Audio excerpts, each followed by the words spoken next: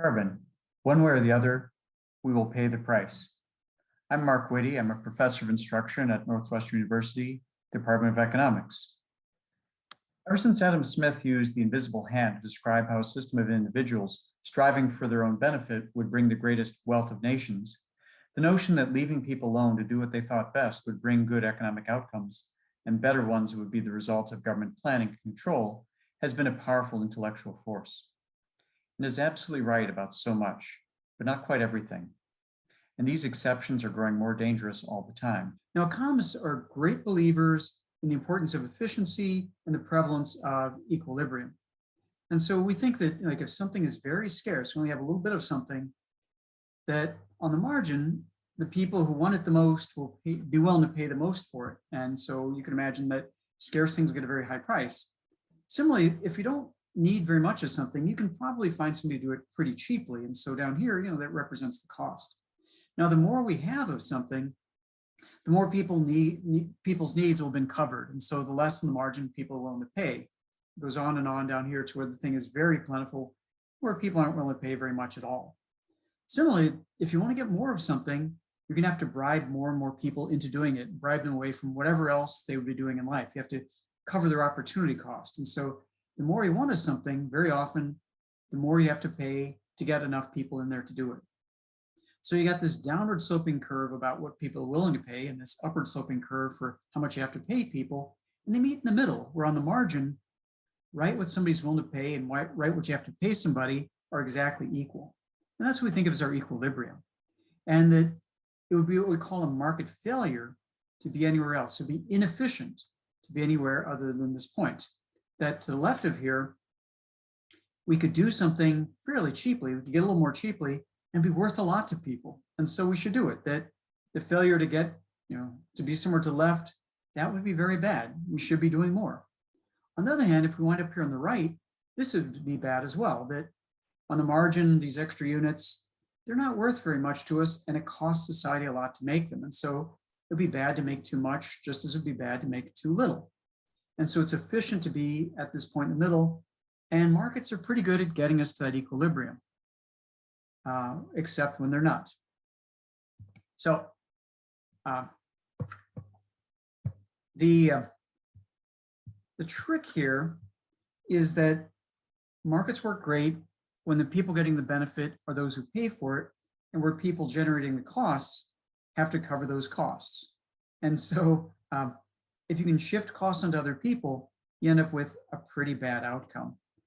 To sidetrack for a moment, at Northwestern, I'm associated with residential college, Shepherd Residential College. It's this wonderful dorm on the south end of campus, wonderful community of students and faculty. It's almost a Garden of Eden. Of course, even in Eden, there were these issues. And yeah, we have a kitchen there where students can bake cookies or make late night ramen or whatever. And sometimes the students who do this don't get around to washing up the resulting pots and dishes, and so leave them in the sink. This is a pretty annoying problem. The large majority of the students use the kitchen clean up after themselves. They're willing to cook and clean up because doing so makes them happier than not doing so. So they like the cooking and they put up with the cleaning, and together it's worthwhile for them. Of course, they'd be even happier if they could cut out the cleaning part and just head off to bed, but they don't do that. This is economic efficiency. The joy of eating the food is at least as large as the unpleasantness of making it and washing the dishes, and probably a lot bigger. Now, there's very few students who do this, but some leave their dishes in the sink. And when they do that, they're putting costs on other people. It's quite possible these students would not have cooked in the first place if they had to clean up after themselves. As such, the value to them of cooking was less than the unpleasantness of washing the pots afterwards, which they didn't even end up doing. This is not economic efficiency, since the gain from doing the cooking is less than the cost of doing the cleaning. This is waste. But it happens when people who get the benefit can push the costs off onto others. This sort of problem in a dorm is annoying, but not life-threatening, well, unless the dishes stay there so long that it becomes some kind of evolving toxic organism. But the same dynamic is playing out on our planet's climate, and it's killing people, and will kill even more every year unless and until we get it under control. Now, the English economist Nicholas Stern calls climate change the the biggest market failure in human history. He's not wrong. The Industrial Revolution started some 250 years ago, and it quickly led humans to extract and burn enormous amounts of coal. The benefits from burning coal were terrific. The cost of digging up coal was pretty cheap. That is, you could pay someone to dig up some coal for you for a small amount of money. That would be the private cost to you of getting some coal. However, the social cost of coal was much greater than that. Burning coal produced black soot and dirtier clothes and buildings and reduced the productivity of farmland and, well, shortened human lives through lung disease. Over time, we came to learn that burning fossil fuels, such as coal, also added heat-absorbing CO2 to our atmosphere and create a lot of unwelcome climate change. These are real costs using coal, but they're not paid by the private citizen who bought the coal. These are costs that are falling on society. It's the problem of the dirty dishes in the sink. Certainly, even if all the social costs, the direct costs, and also the resulting harms that fall on society from burning fossil fuel had been in the form of the cost of actually digging up the coal out of the ground, so that there was no cost shifting, we would still have dug out and burned a lot of coal, but not as much. The problem is that we burned a lot of coal. The problem is that we burned a lot more coal than was efficient. As economists say, on the margin, a lot of the fossil fuels we extracted and burned cost society more than they delivered in benefits. Most of the fossil fuels we used made us much better off. But on the margin, a lot of the fossil fuels we used made us worse off and continue to do so every day and will continue to do so for the next century or so. What can we do about this? Well, we're humans, and the best way to motivate humans is a rational presentation of the facts. Okay, no, that doesn't work. Seriously, what gets humans to change their behavior is a change in prices. On the margin, the benefit of using some extra coal are greater than the cost of digging that coal up, so we dig it up and we burn it. But if those benefits were less than the sum of the cost of digging it up plus the cost of all the social harm, that extra coal would stay in the ground if the market price incorporated not just the digging cost, but also the harm cost. So we got a market failure with the use of fossil fuels because the market price fails to capture all the costs that go into their use. How can we fix this? Well, rather than leave the market price to be determined by the cost of getting the fuel out of the ground, we need to add in the social cost of the harm done by using these fuels. There's two main ways of doing this. The first is what we call a Pigouvian tax, invented by Arthur Cecil Pigou in 1920. We make our best guess about what the social harm caused by using fossil fuels is, and we charge producers for the damage they create. And this cost gets passed along to buyers so that they end up buying less of the polluting stuff. The second approach is to figure out what's the right amount of pollution to let out, cap the amount of pollution there, and let producers buy and trade the right to emit some of that scarce pollution to make the goods that society values. In general, these two methods work out basically the same. Though either taxes or the price of permits, both methods try to raise the costs that polluters have to pay for emitting pollution to be equal to the social harm of that pollution. For activities where the social gain from polluting is greater than the social cost, then we should be willing to pay for them. Where the social gain is less than the social cost, we should not be willing to pay to allow them to happen. Now, in 1997, the major countries of the world came together in Kyoto, Japan, to try to work out a process for limiting the greenhouse gases that we're putting out to prevent overly harmful levels from building up and causing warming. For largely superficial reasons, the US insists on doing this through a process of cap and trade. This presented a problem. Domestically, the US has set limits on how much of a pollutant like sulfur dioxide or lead can be emitted and set a cap on that and allowed trading and permits. It worked out well to cheaply and socially efficiently reduce SO2 and lead emissions. But Kyoto was an international agreement, and for it to work, the nations of the world had to set a limit called the global carbon budget on how much greenhouse gases could be emitted. This budget is something that climate scientists could compute. But the problem came in figuring out an acceptable way to divide it up that limited the global carbon budget among the nations of the world. No agreement was ever found that the signatory nations could agree to. Kyoto was signed in 1997 without having figured out how to divide up that cap. We've been trying ever since then, for nearly 25 years, to move forward toward an emissions pricing system that we could use to stop burning the extra fossil fuels that create more harm than benefit. We've made no progress, and we didn't start out with any time to waste. It's not that we're waiting for bad things to start happening. For hundreds of years, on the margin, every year we burned a lot of fossil fuels where cost and harm created is greater than the benefit produced, and we continue to do so. On the margin, the costs of these fuels are greater than the benefits. Ideally, each country would recognize the problem that the world faces and reduce its own carbon emissions. However, this turns into what's known as a prisoner's dilemma, where what is socially best for all the countries is not individually best for any country.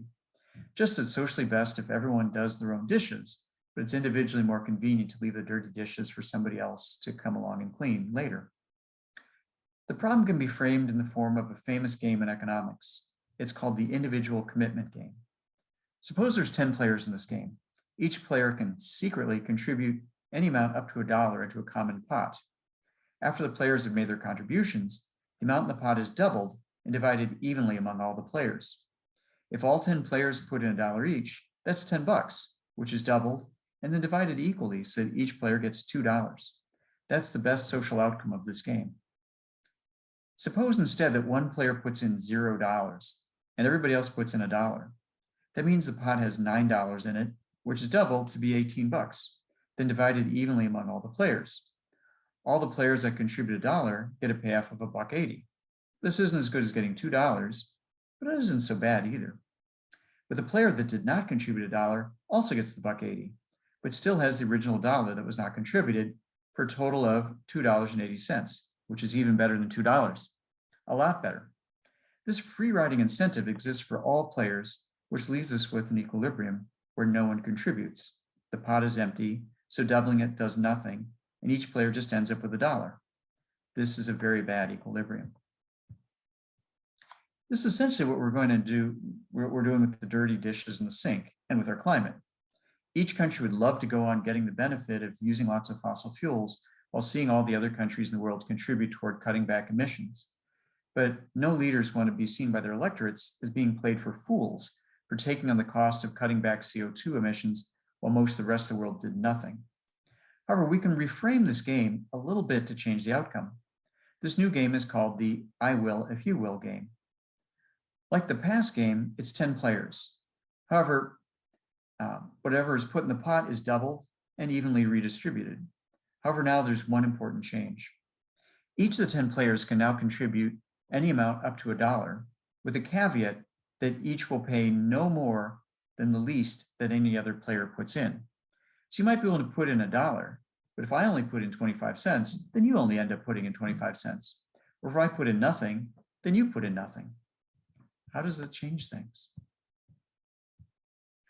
Well, now, if I don't put in anything, I don't get anything back from anyone else. However, the more I put in and the more everybody else puts in, the more I get back. Now the incentive is for everyone to put in the full $1 and get back $2. How does this game relate to negotiations over international climate policy? Each country would specify some desired domestic price for greenhouse gas emissions. This can be done domestically with a cap and trade or carbon tax or expensive regulations or whatever. There'd be two important points to consider. Whatever money the domestic government raises with its emissions tax or selling cap and trade permits, it could do with as it wishes. It could pay it all out to the poor who would face higher prices of electricity. It could pay it out to the rich who are getting lower profits on their oil wells. It could use it to subsidize electric cars or do research on fusion reactors. Two, like the second game above, each country would only need to raise its costs of emissions to the minimum set by any other nation. Sure, countries would be free to pay their emissions, price their emissions higher than that, but no country would ever be expected to set a price on carbon that'd be higher than that in any other country. Now, there'd be complaints that putting a price on carbon emissions would be too expensive. This is wrong. Not putting a price on emissions is what leads to expensive social harm, as we've been doing for hundreds of years, and this is expensive. The goal here is to cut out that expense to get to the optimal and smaller level of fossil fuel consumption. The emissions taxes and costs of cap and trade permits are not social costs, but rather transfers. Right now, there's a transfer from people who are harmed by pollution to those who are benefiting from it. This transfer results in our burning extra fossil fuels that do more social harm than benefit.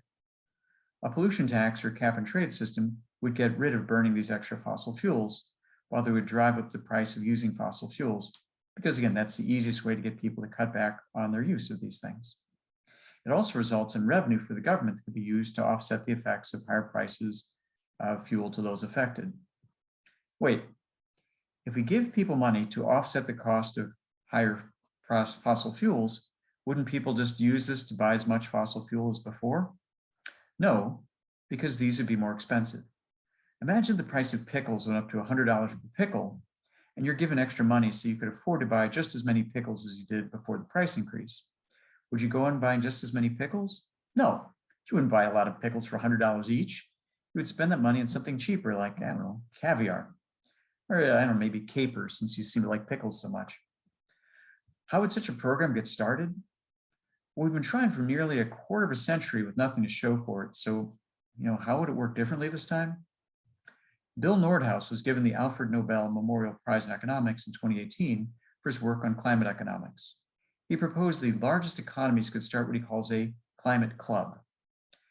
Just as in the I will if you will game, if the US, Japan, China, Europe, Canada, Australia, New Zealand, and anyone else who wanted to get in on it would agree to set some minimum price of carbon in each of their domestic economies, let's say $60 per ton of CO2 equivalent, these in the club countries would set tariffs on the import of any good from any country that itself did not set a domestic price in carbon of at least $60 a ton. And they'd rebate their own price in carbon to its domestic companies that export to the countries that don't price carbon. So any tariff revenues raised by those in the club would be their own to use as they please. And since these are big economies in this world, they're the rich countries, these are the export markets that every other country in the world wants to reach. This would provide a strong incentive for every country to start to price carbon so that it too could sell in these big economies tariff-free. Could such a system work? I think it could. And it's a lot more likely to work than anything we've tried so far. Also, we need it to work. We've wasted a lot of time we didn't have and continue to incur real costs from climate change every single day.